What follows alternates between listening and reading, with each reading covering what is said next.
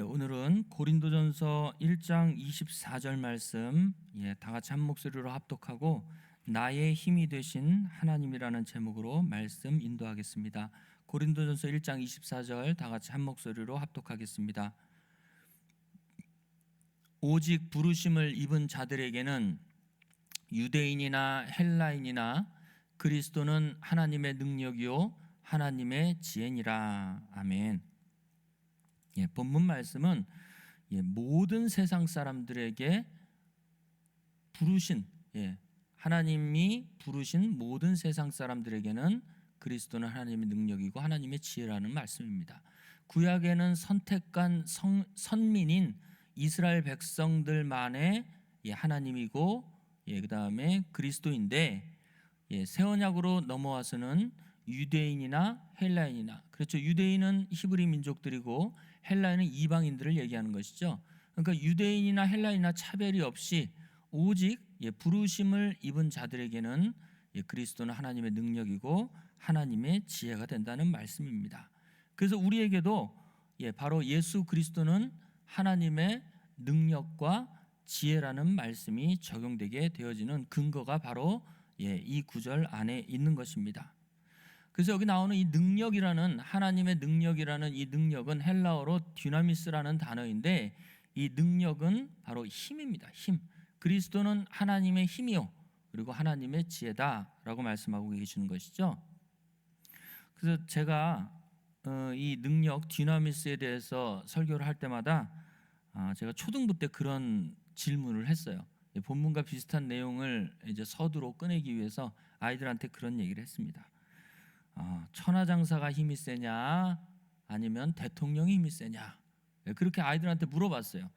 그러니까 교회 학교 아이들이 전부 거의 90%는 누가 힘이 세다고 했을까요?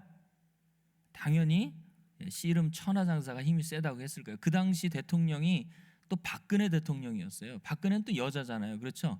그러니까 힘이 누가 세냐 그렇게 말을 하니까 초등학생적인 답을 했는데 누가 더 세요? 박근혜보다는 천하장사 강호동이 더 힘이 세다, 그렇게들 다들 얘기를 하더라고요. 그래서 진짜 그러냐? 그러면 대통령이 힘이 세냐 천하장사가 힘이 세냐 그렇게 얘기하니까 이제 고학년들은 머리를 막 생각하고 있더라고요.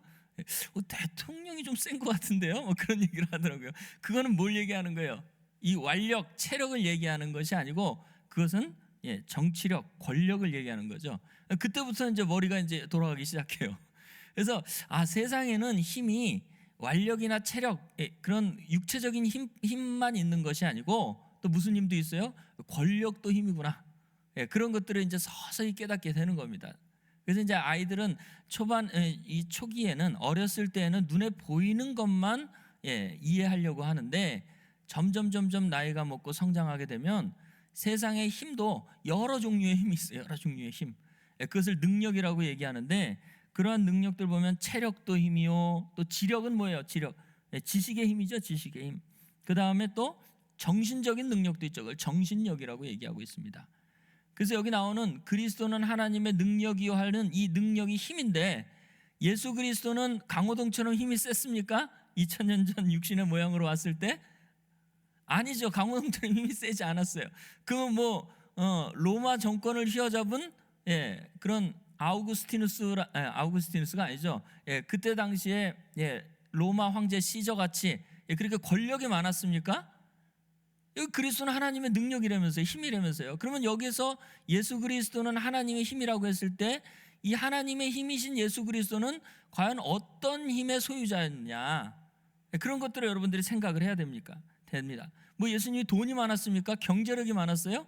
경제적인 힘도 많지 않았어요. 목수의 아들로 태어나가지고 경제적인 힘도 많지 않았던 분입니다. 그러면 왜 하나님의 능력, 힘이라고 얘기했을까요? 그래서 여러분들이 생각을 해보면 힘도 여러 종류가 있구나, 능력도 여러 종류가 있구나. 그런데 예수 그리스도만 할 수 있는 하나님의 능력은 과연 무엇인가? 그래서 구약에 어떤 여인의 그 여인이 어떤 축복을 받고 예언적인 그 말씀을 했던 내용들이 있습니다. 거기에서 우리 하나님이 어떤 힘의 소유자인지가 거기에서 분명히 나옵니다. 한번 찾아보겠습니다.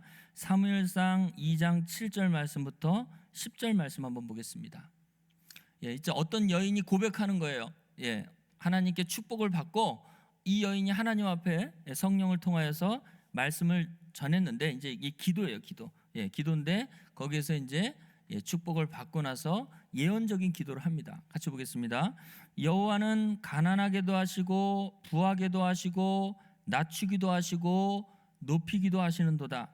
가난한 자를 진토 위에서 일으키시며 빈핍한 자를 거름더미에서 드사 귀족들과 함께 하시며 영광의 위를 차지하게 하시는도다. 땅의 기둥들은 여호와의 것이라. 여호와께서 세계를 그 위에 세우셨도다. 그가 그 거룩한 자들의 발을 지키실 것이요 악인으로 흑암 중에 잠잠케 하시리니 힘으로는 이길 사람이 없음이로다. 여호와를 대적하는 자는 산산이 깨어질 것이라. 하늘 우레로 그들을 치시리로다. 여호와께서 땅 끝까지 심판을 베푸시고 자기 왕에게 힘을 주시며 자기의 기름 부음 받은 자의 뿔을 높이시리로다 하니라 라고 얘기하고 있죠. 이 여자가 어느 여자냐면 바로 한나라는 여자였어요. 한나라는 여자. 이 여자가 9절에 뭐라고 얘기했어요? 다시 9절 한번 보겠습니다. 그가 그 거룩한 자들의 발을 지키실 것이요 악인으로 흑암 중에 잠잠케 하시리니 힘으로는 이길 사람이 없음이로다. 그래서 사람 중에는 이길 사람이 없어요. 누굴? 바로 여호와 하나님을 이길 사람이 없다. 그러니까 힘이 굉장히 강력하신 분이죠. 힘으로는 절대 이길 사람이 없습니다. 그래서 가장 힘이 세신 분이 바로 능력의 하나님, 우리 여호와 하나님, 바로 하나님을 얘기하고 있는 것입니다. 이 한나가 이런 고백을 할 수 있는 배경을 잠깐 살펴보면, 한나의 남편은 누구였어요? 엘가나라는 사람인데, 이 엘가나는 레위인이었습니다. 이 엘가나의 아내가 두 아내가 있었는데 한나와 분인나가 있었어요. 근데 이 엘가나는 한나를 무척 사랑했습니다. 그래서 레위인들은 때가 되어져서 성전에서 봉사를 하게 되면 그 성전에서 나는 것을 가지고 생활을 했어요. 거기는 이제 뭐 돈도 있고 그다음에 또 뭐 재물도 있고 뭐 여러 가지 있습니다. 근데 그런 것들을 분인나보다 한나에게 2배나 더 주었어요. 그만큼 사랑했어요. 2배를 더 사랑한 거죠. 2배 더 이상 사랑했는데 성경에는 그렇게 나와 있어요. 한나를 2배를 더 주었다. 분인나보다 2배를 더 주었다. 그렇게 얘기합니다. 그런데 여호와 하나님께서 한나를 임신하지 못하게 하심으로 사무엘상 1장 6절에 나오는데 그는 자식이 없었습니다. 그런데 분인나가 이름 뜻대로 이 분란을 일으켜요. 그래서 분인나가 심히 한나를 격동하게 하니 한나가 번민하게 되죠. 그래서 성전에 올라가서 한나가 기도를 하는데 입으로는 중얼중얼하는 입술의 모양은 있지만 소리가 안 나와요. 그러니까 엘리 제사장이 취한 줄 알고 한나를 꾸짖죠. 그러니까 한나가 엘리 제사장에게 자기의 속에 있는 말을 다 하게 되죠. 그랬을 때 엘리 제사장에게 서원을 합니다. 나를 하나님이 임신하게 하시면 내가 그 자식을 나실인으로 키우겠습니다. 그렇게 얘기합니다. 나실인. 이게 하나님께 바치는 사람이에요. 삼손 같은 사람도 나실인이죠. 나실인으로 오늘날로 여기면 목회자로 키우겠습니다. 이렇게 얘기하죠. 그리고 엘가나와 동침 후에 아이를 낳았는데 그 아이가 누구예요? 바로 사무엘입니다. 사무엘. 그래서 사무엘이라는 뜻은 하나님께서 들으셨다라는 뜻이에요. 사무엘이라는 사람을 낳게 돼요. 그래서 이 사무엘은 굉장히 이 구약의 역사적인 부분에 있어서 굉장히 중요한 그 위치를 차지한 사람인데, 구약에서는 족장 시대를 지나서 이제 사사 시대로 오게 되는데, 이 족장이나 사사는 그 당시에 왕, 제사장, 선지자의 역할을 다 했던 사람입니다. 그래서 이 왕적인 역할을 했던 사람의 이 마지막 사사가 누구냐? 바로 이 사무엘이에요. 그래서 이건 저는 왕의 계보로 봅니다. 사실은 물론 왕은 유다 지파부터 시작하는데 이 사무엘은 레위 지파인인데도 불구하고 그 왕적인 일을, 사사의 마지막 사사로서 그 왕적인 일을 마지막에 한 사람이에요. 마지막 사사의 마지막 끝 사사예요. 그래서 이 사무엘이 이제 후에 사울에게 기름을 부으고 다윗에게 기름을 부으면서 왕정 시대가 도래하게 되는 것이에요. 그래서 이건 역사적으로 굉장히 중요한 사건인데, 그 사무엘을 낳은 사람이 누구냐? 바로 한나라는 여자였습니다. 그래서 이 한나가 사무엘을 낳고 나서 하나님 앞에 감사해서 이제 감사의 기도를 드렸는데, 그 기도가 다시 사무엘상 2장 10절 말씀 다시 보겠습니다. 2장 10절에 보면 예언적인 기도를 해요. 예언적인 기도가 여호와를 대적하는 자는 산산이 깨어질 것이라, 하늘 우레로 그들을 치시리로다. 여호와께서는 땅 끝까지 심판을 베푸시고 자기 왕에게 힘을 주시며 자기의 기름 부음 받은 자의 뿔을 높이시리로다. 이건 누굴 얘기하고 있냐면, 말 그대로 얘기하면 지금 사울을 얘기하는 것 같고 또 다윗을 얘기하는 것 같은데, 사실은 이건 누굴 얘기하는 거냐? 바로 예수 그리스도가 후에 왕 중 왕으로 오실 것에 대한 예언적인 기도의 내용입니다. 그래서 이 뒤에 나오는 자기 왕이라는 이 예수 그리스도는 다시 한 절 더 올라가 보겠습니다. 2장 9절로 다시 돌아가면, 자 보세요. 힘으로는 이길 사람이 없습니다. 바로 어떤 사람도 이 예수 그리스도보다 힘센 사람이 없다, 그런 얘기죠. 그래서 그리스도는 하나님의 능력이요 하나님의 지혜가 여기서 이제 적용이 되는 것입니다. 바로 예수 그리스도를 한나도 성령의 감동에서 이렇게 후에 나타날 왕중왕이신 그분에 대한 예언을 이렇게 했던 것을 우리는 알 수 있습니다. 한나라는 이름의 뜻은 은총을 받은 자예요. 은총을 받은 자. 신약의 은총을 받은 자가 또 누가 있죠? 바로 예수 그리스도의 어머니 마리아죠. 마리아도 은혜를 받은 자니라, 그렇게 얘기하고 있죠. 은총을 받은 자니라. 그래서 수태고지 할 때에 한나의 이름의 뜻처럼 내가 은혜를 받았느니라 하고 예수님을 잉태하는 것이죠. 그래서 그 예수님은 왕중왕인데, 그분은 육신의 모양으로 오신 예수님도 있지만 실상은 뭐예요? 바로 성자 하나님으로서 힘으로는 이길 사람이 없는 하나님의 능력이신 분으로 오신 것입니다. 그분은 가난하게도 하시고 부하게도 하시고 낮추기도 하시고 높이기도 하시고 왕중왕으로 세상 끝날에 심판하시는 주님이시기도 합니다. 이것을 오늘날 여러분들한테 적용을 하면, 그리스도의 신부인 우리 교회는 한나같이 전부 은총을 받은 자들이에요. 계시록 12장에 보면 해를 입은 한 여자가 철장 권세를 가지고 세상을 심판할 그 아이를 낳게 되죠. 그래서 그 철장 권세를 낳을 그 해를 입은 한 여자는 신학적으로 봤을 때에 바로 하나님의 교회들을 얘기하고 있어요. 그리스도의 신부들을 얘기하고 있는 것이죠. 그래서 그 신부들을 통하여서 예수 그리스도가 출생되어질 것을 얘기해 주고 있는 것입니다. 그래서 마태복음 12장 50절 말씀 보겠습니다. 마태복음 12장 50절에 보면 제자들한테 이렇게 얘기하고 있어요. 예수님이요, 누구든지 하늘에 계신 내 아버지의 뜻대로 하는 자가 내 형제요 자매요 모친이니라 하시더라, 그렇게 얘기하고 있습니다.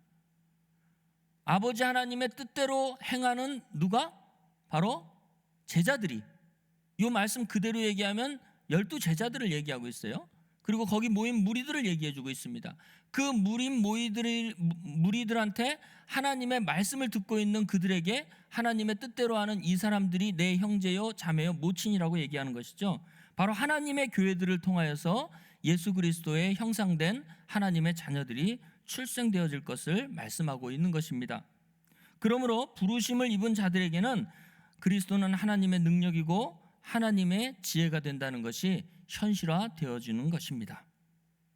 두 번째로 예수 그리스도는 하나님의 능력이라는 이 부분을 한번 다시 가보겠습니다. 고린도전서 1장 24절로 다시 돌아가면, 오직 부르심을 입은 자들에게는 유대인이나 헬라인이나 그리스도는 하나님의 능력이요 하나님의 지혜니라.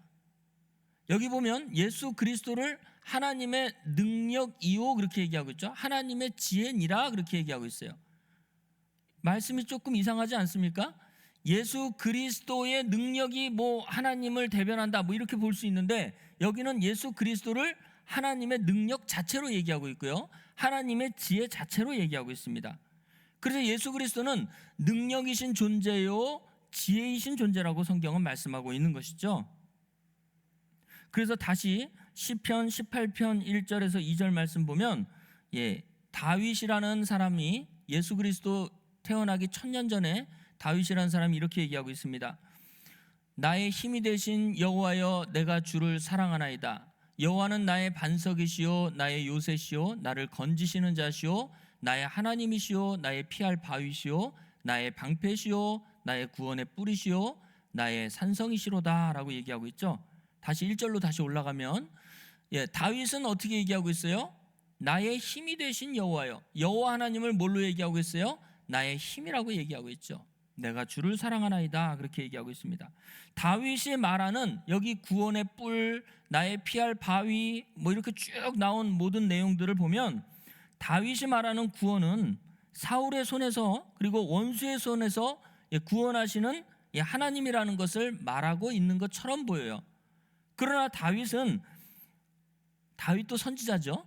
다윗은 이것만 얘기한 게 아니에요. 그 당시에 다윗은 물론 많이 피해 다녔어요. 사울에게 죽음을 당하지 않기 위해서 다른 이방 지역으로도 막 도망 다녔고 막 무수한 죽을 고비를 많이 넘겼어요. 그래서 자기 원수나 아니면 사울이 가장 다윗에게 있어서 위협적인 존재인데 그것만 얘기하느냐? 그래서 다윗은 현재와 그 미래적인 그러한 사건을 통하여서 다윗의 구원을 다윗은 이렇게 얘기하고 있습니다. 사도행전 2장 22절 말씀 보고 25절로 건너뛰겠습니다. 사도행전 2장 22절 보면 이스라엘 사람들아 이 말을 들으라. 너희도 아는 바에 하나님께서 나사렛 예수로 큰 권능과 기사와 표적을 너희 가운데 베푸사 너희 앞에서 그를 증거하게 하셨느니라. 그러면서 25절로 가보겠습니다. 다윗이 저를 가리켜 가로되 저가 누구예요? 22절에 나오는 나사렛 예수를 얘기하고 있는 거예요. 나사렛 예수 그분을 가리켜 가로되 내가 항상 내 앞에 계신 주를 배웠으며 나로 요동치 않게 하기 위하여 그가 내 우편에 계시도다.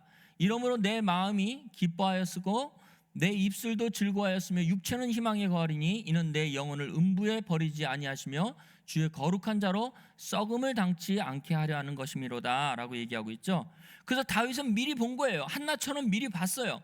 그 당시에 다윗을 죽이려고 했던 여러 가지 외적 환경들을 다윗이 그것을 보고 나의 구원의 뿌리시오 나의 산성이시오 이렇게 얘기한 것처럼 보이지만 사실은 다윗이 자기 영혼, 그렇죠? 자기 영혼에 대한 심각한 고민이 있었던 것이었어요.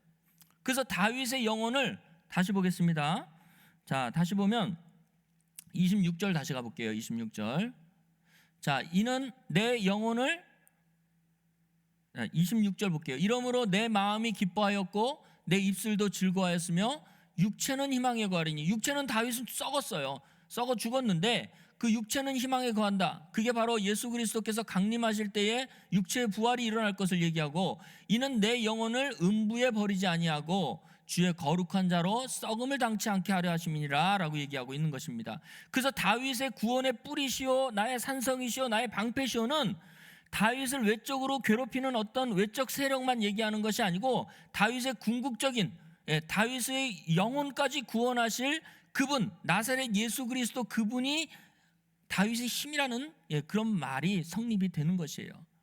그래서 나오는 이 나사렛 예수를 다윗은 나의 하나님 나의 구원의 뿔 그렇게 얘기했는데 이 말씀은 바로 시편 16편 8절 9절을 인용한 거예요. 베드로가 인용한 거예요. 사도행전에서 시편 16편 8절 9절 보면 내가 여호와를 항상 내 앞에 모시며 그가 내 우편에 계심으로 내가 요동치 아니하리로다. 이러므로 내 마음이 기쁘고 내 영혼도 즐거워하였으며 내 육체도 안전히 거하니니 이는 내 영혼을 음부에 버리지 아니하시며 주의 거룩한 자로 썩지 않게 하실 것임이니라. 똑같은 얘기를 하고 있죠. 사도행전에서 베드로가 다윗에 대한 설명한 것과 마찬가지로 시편 16편 8절 9절에서도 똑같이 이 구약의 다윗이 여호와를 항상 내 앞에 모시며 그렇게 했던 것이 바로 누굴 얘기하는 거예요? 다시 사도행전 2장 25절로 가보겠습니다. 사도행전 2장 25절에 보면 시편에서는 여호와를 항상 내 앞에 모시며 그렇게 얘기했는데 사도행전 2장 25절에 가면 다윗이 저를 가리켜 저가 누구예요? 시편에서는 여호와고 그 다음에 사도행전에서는 나사렛 예수를 얘기하고 있는 거예요. 나사렛 예수 그분이 바로 구약의 여호와 하나님으로 계셔서 다윗과 함께 하시면서 다윗의 힘이 되어주신 거예요. 그 힘은 바로 다윗의 영혼을 구원하실 분이라는 것을 다윗은 알고 계셨던 것이죠. 알고 있었던 것입니다. 그래서 다윗의 왕이신 바로 예수 그리스도를 통하여서 훗날 다윗의 육체까지도 썩음을 당한 육체까지도 부활에 이르게 하신다는 것을 다윗은 미리 알고 감사했던 것입니다. 우리도 마찬가지예요. 여러분들도 지금 이 땅에 육신의 모양으로 살고 있기 때문에 우리가 지금 3차원적으로 살고 있는 이 땅에서의 많은 문제들이 있어요. 건강의 문제도 있고 경제적인 문제도 있고 뭐 사람과의 문제도 있고 여러 가지 문제가 있어요. 그래서 거기에서 건져주시는 하나님을 우리는 바라고 즐거워하죠. 근데 그것은 1차원적인 거예요. 1차원적인 거. 그렇죠. 이 땅에서 그냥 마무리되어지는 것이에요. 궁극적으로 우리의 영혼까지 지키고 보존하시는 그 아버지 하나님의 은혜와 예수 그리스도의 사랑을 안다면 이 땅에서의 우리의 환난은 잠시 잠깐 지나가는 것이기 때문에 아버지 하나님 앞에서 크게 문제가 될 수 없다는 그런 신앙까지 여러분들이 자라게 되어야 되는 것입니다. 그래서 다윗이 내가 모든 일에 만족의 비결을 배웠노라 그렇게 얘기하고 있죠. 다윗은. 그래서 다윗은 항상 빌립보서 4장 13절 한번 볼까요? 빌립보서 4장 13절을 보면 내게 능력 주시는 자 안에서, 능력 주시는 건 힘이에요. 나에게 힘을 주시는 자 안에서 내가 모든 것을 할 수 있느니라 라고 얘기하고 있어요. 그래서 모든 것을 할 수 있다는 것은 바로 다윗이 예수를 위해서 배고프고 비천하고 궁핍하고 여러 가지 환난들을 만났을 때에 다윗은 기뻐할 수 있는 것이 내게 능력 주시는 자 예수 그리스도 안에서 나의 힘이 되신 여호와 안에서 항상 새 힘을 공급받아서 그는 항상 감사할 수 있다는 것을 다윗이 그 놀라운 하나님의 은혜 가운데서 성숙한 믿음의 표현을 했던 것을 우리는 알 수 있는 것입니다. 그래서 세 번째로 영혼의 구원의 힘인 바로 그리스도 예수는 우리에게 어떻게 영접이 되어지는 것일까요? 그래서 우리가 영접이 되어진 우리 예수 그리스도의 실체를 여러분들이 알아야 되고 또 우리가 나아가서 전할 때에 우리의 힘 되신 예수 그리스도가 어떻게 전파되어지는 것을 여러분들이 말씀을 통해서 확증을 하셔야지 구원의 능력의 전달, 구원의 능력이 나아가는 것을 여러분들이 말씀을 통해서 그것이 확증되어지고 그것이 우리 삶 속에서 항상 그것이 나올 수 있는 것입니다.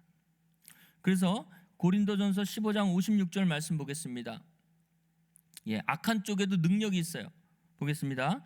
죄의 사망에 쏘는 것은 죄요 죄의 권능은 율법이다 그렇게 얘기하고 있죠. 그래서 죄의 힘, 권능은 힘입니다. 죄의 권능은 뭐예요? 바로 율법이에요. 율법. 율법은 거룩한 것이에요. 이 말씀은 무슨 얘기냐면 율법이 죄에게 힘을 준다는 얘기예요. 다른 말로 얘기하면. 그래서 율법을 알지 못하면 죄가 죄로 드러나지 않아요. 그래서 율법은 거룩한데 첫사람 아담 이후에 죄의 영향력 아래에 있는 죄인은 율법의 저주에서 자력으로 벗어날 수가 없어요. 그래서 약한 존재라고 얘기하는 것입니다. 약한 것이라고 성경에서는 얘기하고 있어요.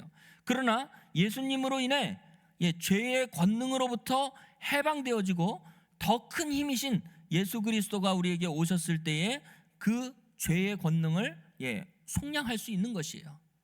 그래서 갈라디아서 3장 13절 말씀 보면 갈라디아서 3장 13절을 보면 그리스도께서 우리를 위하여 저주를 받은 바 되사 율법의 저주에서 우리를 속량하셨으니 기록된 바 나무에 달린 자마다 저주 아래 있는 자라 하였음이니라 라고 얘기하고 있죠. 그래서 죄의 권능, 죄의 힘을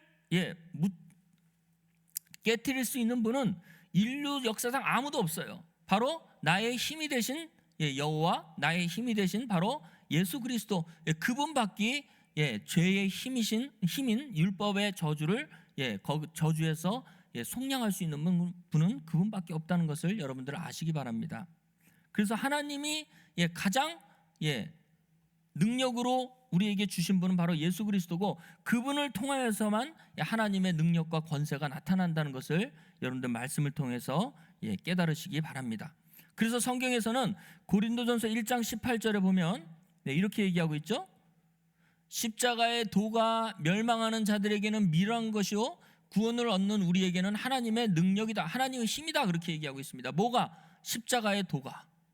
그렇죠? 그러니까 십자가의 도는 뭘 박살낼 수 있어요? 무엇을 깨트릴 수 있어요?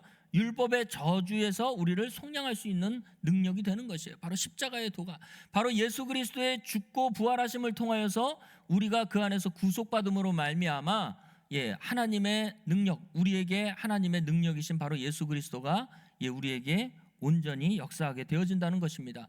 그래서 헬라어로 보면 십자가의 도 할 때 그 도를 항상 우리는 찾죠. 그래서 호로고스죠. 호로고스. 십자가의 호로고스. 바로 십자가의 호로고스는 하나님의 능력인데 그 십자가의 호로고스는 바로 예수 그리스도를 얘기하고 있는 것이죠. 그래서 성경에서는 이 호로고스를 누가복음 8장 11절 말씀 보겠습니다. 누가복음 8장 11절에 보면 이 비유는 이러하니라 씨는 하나님의 말씀이요, 그렇게 얘기하고 있죠. 그래서 하나님의 말씀도 헬라어로 한번 보겠습니다. 하나님의 말씀이요. 그래서 이 하나님의 말씀이 뭐예요? 호로고스. 호로고스. 씨 뿌리는 비유에서 인자가 씨를 뿌리는데 그 씨는 뭐예요? 하나님의 말씀인데 그 말씀을 호로고스라고 얘기하고 있어요. 그래서 호로고스 나오면 항상 요한복음 1장 1절로 가야 되죠.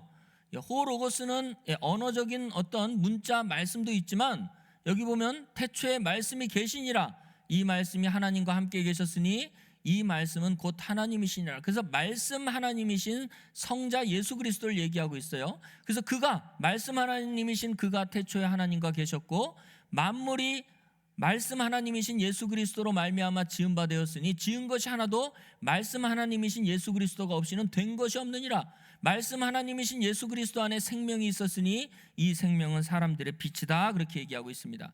그래서 이 말씀이 증거된다는 것은 바로 호로고스가 증거가 되는 것이고 그 호로고스는 바로 성자 예수 그리스도가 생명으로 역사하게 되어지는 것이죠. 그래서 이것이 어떻게 전파가 되느냐, 고린도전서 15장 43절 말씀 보겠습니다. 고린도전서 15장 43절에 보면 욕된 것으로 심고 영광스러운 것으로 다시 살며 약한 것으로 심고 강한 것으로 다시 살며, 그렇게 얘기하고 있어요. 그래서 여기 다 헬라어로 보면요, 심고 살며 하는 이것들이 전부 다 시제를 보면 전부 다 현재예요. 현재. 다시 사는 것도 현재요, 심겨지는 것도 현재요, 그렇게 얘기하고 있죠. 그래서 욕된 것 안에 심고 그 다음에 뭐예요? 약한 것 안에 심고 강한 것 안에 다시 산다. 여기 강한 것도 무슨 뜻이에요? 강한 것도 보면 원형이 디나미스죠. 디나미스. 강한 것, 힘 있는 존재, 강력한 존재 안에 산다는 것이에요. 이게 무슨 얘기냐면 다시 한글로 돌아가 볼게요. 욕된 것, 약한 것은 아까 죄의 율법의 저주에서 헤어나오지 못하는 바로 첫사람 아담의 후손 같은 존재들을 얘기하고 있어요. 그런 존재 속에 우리가 살고 있다가 우리 속에 뭐가 들어가는 거예요? 아까 생명의 씨, 그 다음에 말씀이신 바로 성자 예수 그리스도가 우리에게 심겨진다는 것을 얘기해 주고 있어요. 그래서 고린도전서에서는 고린도전서 3장 5절부터 9절 말씀 보면 무엇이 자꾸 심겨져요? 심겨지면 우리가 강한 것, 바로 힘이신 하나님의 힘이신 예수 그리스도 안에서 다시 살아나는 신비적인 연합을 얘기해 주고 있는데, 그런즉 아볼로는 무엇이며 바울은 무엇이뇨? 저희는 주께서 각각 주신 대로 너희로 하여금 믿게 한 사역자들이니 나는 심었고 아볼로는 물을 주었으되 오직 하나님은 자라나게 하셨으니 그런즉 심는 이나 물 주는 이는 아무것도 아니로되 오직 자라나게 하시는 하나님뿐이로다. 심는 이와 물 주는 이가 일반이나 각각 자기의 일하는 대로 자기 상을 받을 것이다. 우리는 하나님의 동력자들이요 너희는 하나님의 밭이요 하나님의 집이니라. 사람을 밭이라고 얘기하고 심는 것은 누가 심어요? 바로 바울과 아볼로가 심고 물을 주는데 그 바울과 아볼로 속에 있는 것은 씨란 말이에요. 씨. 그 씨는 바로 호로고스이신 예수 그리스도 성자 예수 그리스도인데 그분이 씨로 심겨지면 약한 것, 율법의 저주에 있는 그 약한 존재 같은 우리들이 바로 그리스도와의 연합을 통하여서 강한 존재가 되어진다는 것입니다. 강한 분 안에서 우리가 다시 살아나게 되어지는 그런 영적 부활의 역사가 나타나게 되어진다는 것입니다. 그래서 에베소 5장 30절에 보면 이것도 전부 현재적인 사건을 얘기해 주고 있죠. 에베소 5장 30절에 보면 자, 우리는 그 몸의 지체임이니라. 훗날 지체가 되는 게 아니고 현재 지체예요. 현재. 이것도 시제를 보면 그래요. 이러므로 사람이 부모를 떠나 바로 예수 그리스도께서 아버지 하나님을 떠나서 그 아내와 연합하여 둘이 한 육체가 될지니 뭐라고 그랬어요? 이 비밀이 크도다. 내가 그리스도와 교회에 대하여 말하노라. 그렇게 얘기하고 있습니다.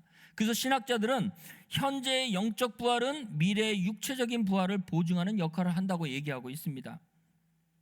그래서 빌립보서 3장 10절에서 11절 말씀 보면, 빌립보서 3장 10절 11절 보면 이거는 두 시대로 구분을 해야 돼요. 내가 그리스도와 그 부활의 권능과 그 고난의 참여함을 알려하여 그의 죽으심을 본받아. 이건 현재 부활이에요. 현재 바로 영적 부활을 이루는 것을 얘기해 주고 있고, 11절 보겠습니다. 어찌하든지 죽은 자들 속에서 부활에 이르려 하느니, 이건 미래적인 부활이에요. 바로 육체적인 부활을 얘기하고 있습니다. 바로 예수 그리스도의 강림하실 때에 일어나는 바로 우리 모두의 마지막 부활 사건을 얘기해 주고 있습니다. 그래서 말씀을 요약해 보면, 나의 힘이신 여호와라는 것은 다윗의 영혼이 마지막 날 구원받을 것을 얘기해 주고 있는 것인데, 이 다윗의 영혼이 구원받는 것은 예수 그리스도의 부활 사건이 일어나야 된다는 것이에요. 그게 바로 십자가의 도예요. 십자가의 도. 그 십자가의 도를 통하여서 우리가 약한 존재였는데 강한 분 안에 살게 되어지고, 힘으로는 어떤 사람보다도 더 강한 구원의 능력을 가진 바로 예수 그리스도를 씨로 얻었으니, 여러분들도 나가서 이 복음의 말씀을 증거할 때마다 부활의 권능, 이 구원의 힘이 전달되게 되어지는 것입니다. 그래서 고린도전서 1장 18절 말씀 다시 가보면, 아까 읽었지만 십자가의 호로고스, 도가 멸망하는 자들에게는 미련한 것이요 구원을 얻는 우리에게는 하나님의 뭐다? 힘이다, 능력이다, 권능이다, 이렇게 얘기해 주고 있는 것이죠. 하나님의 능력은 바로 예수 그리스도이십니다. 그러나 사람들은 하나님의 능력과 지혜이신 예수 그리스도를 미련하고 힘이 없어서 십자가에 못 박힌 존재로만 알고 있습니다. 그러나 아버지 하나님은 예수 그리스도를 부활케 하심으로 그 능력을 나타내셨죠. 그리고 세상의 미련한 것들을 택하사 지혜 있는 자들을 부끄럽게 하시기도 하고, 또 전도의 미련한 것으로 구원하시기를 기뻐하신다고 말씀하셨습니다. 하나님의 지혜요 능력이신 바로 예수 그리스도를 부활의 권능으로 전파하는 우리가 되어야 될 줄 믿습니다. 마지막으로 빌립보서 4장 13절 읽고 마치겠습니다. 빌립보서 4장 13절. 자, 내게 능력 주시는 자 안에서 내가 모든 것을 할 수 있느니라 라고 얘기하고 있죠. 내게 능력 주시는 자는 바로 누구예요? 하나님의 능력이신 예수 그리스도를 넘겨주시는 바로 아버지 하나님 안에서 내가 모든 것을 할 수 있다고 얘기하고 있습니다. 그 모든 것을 할 수 있다는 것은 그 위에 한번 볼게요. 위에 가보면 무슨 일을 했느냐, 좀 위로 가보겠습니다. 보세요. 내가 궁핍함으로 말하는 것이 아니라 어떠한 형편이든지 내가 자족하기를 배웠느니, 그냥 두세요. 내가 비천에 처할 줄도 알고 풍부에 처할 줄도 알고 알아. 모든 일에 배부르며 배고픔과 궁핍함에도 일체의 비결을 배웠느라. 그러니까 사도 바울이 외적으로 어렵지 않았던 것이 아니에요. 굉장히 힘든 사건을 다 지냈는데도 불구하고 사도 바울은 뭐라고 그랬어요? 내가 자족하기를 배웠다, 일체의 비결을 배웠다, 그렇게 얘기했어요. 왜? 뭐 때문에? 다시 밑으로 가볼게요. 13절에 보니까 내게 능력 주시는 자 안에서 내가 모든 것을 할 수 있는 그런 일체의 비결을 배웠다는 성숙한 그리스도인의 표본의 모습을 보여주고 있는 것입니다. 우리도 이 땅에 살아가는 동안은 환란이 오고 궁핍이 오고 여러 가지 풍파가 오고 창수가 덮이고 뭐 물이 막 범람하고 막 이런 일들이 많이 일어나요. 그러나 모든 것에 만족할 줄 알고 일체의 비결을 배운 사람들의 특징은 뭐예요? 우리의 영혼의 구원이 이미 이루어졌다는 것을 알기에 모든 일을 감내할 수 있다는 것입니다. 사랑하는 우리 다솜교회 여러분, 여러분들은 나의 힘이 되신 하나님 안에 살고 계십니다. 그 힘의 결과가 바로 예수 그리스도로 우리에게 나타났고 영적 부활에 동참한 사람으로 우리를 만들어 주셨습니다. 이제 앞으로 나타날 우리의 영화로운 몸을 하나님 나라에서 예수 그리스도와 함께 우리가 받을진데, 이 땅에 살아가는 동안 이 땅의 세상 일로 인하여서 고민하는 자가 되지 않고 하나님의 일에 대해서 고민하고 그리고 또 말씀을 전파하는 여러분들 되시기를 주의 이름으로 축원합니다.